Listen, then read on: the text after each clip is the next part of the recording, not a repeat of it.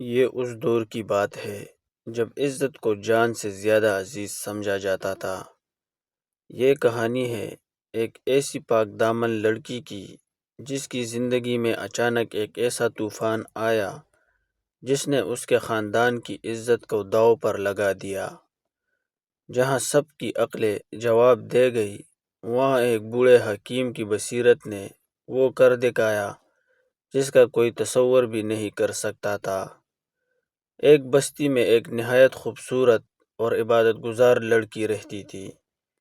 پوری بستی اس کی حیا اور پاک دامنی کی مثالیں دیتی تھی، لیکن پھر قدرت کا ایسا کھیل ہوا کہ اس کا پیٹ آہستہ آہستہ بڑھنے لگا اور وہ حاملہ نظر آنے لگی۔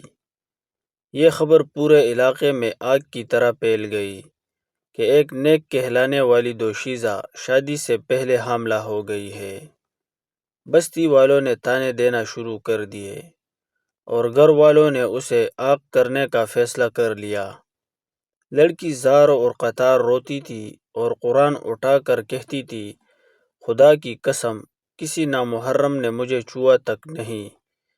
میں زنا کے تصور سے بھی کام جاتی ہوں، لیکن کوئی اس کی بات ماننے کو تیار نہ تھا، کیونکہ ظاہری علامات چیخ چیخ کر کچھ اور ہی کہہ رہی تھی۔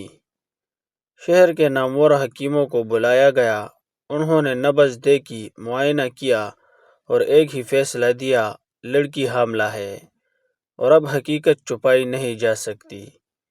لیکن لڑکی کی آنکھوں کی سچائی نے اس کے بوڑھے باپ کو مجبور کیا کہ وہ آخری بار اسے دور دراز کے ایک مشہور دانا حکیم کے پاس لے جائے۔ حکیم صاحب بہت بڑے عالم اور بصیرت والے انسان تھے۔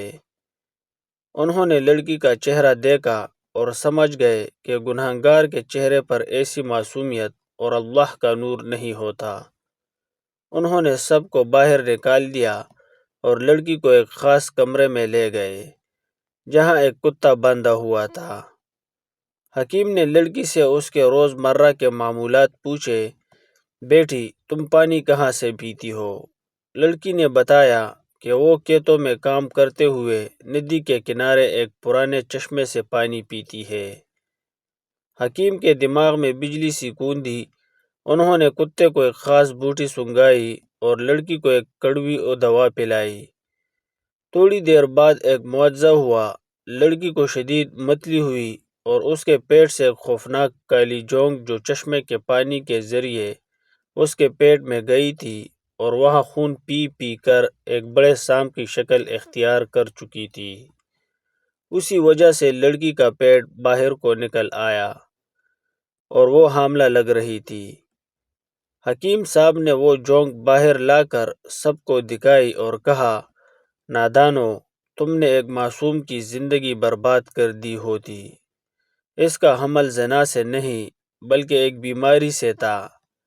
بستی والے شرمندہ ہو گئے اور لڑکی کی پاک دامنی کا چرچا پورے علاقے میں ہو گیا۔